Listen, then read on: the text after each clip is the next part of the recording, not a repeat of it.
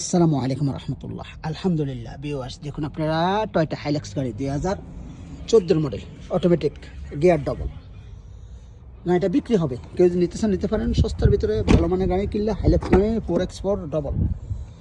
4x4 এর অর্থ double গাড়িটা। দেখেন আপনারা গাড়িটার কন্ডিশনটা সব কিছু দেখে দেখতে পাচ্ছেন। আমি আপনাদের দেখাচ্ছি সুন্দর করে হাইলাক্স।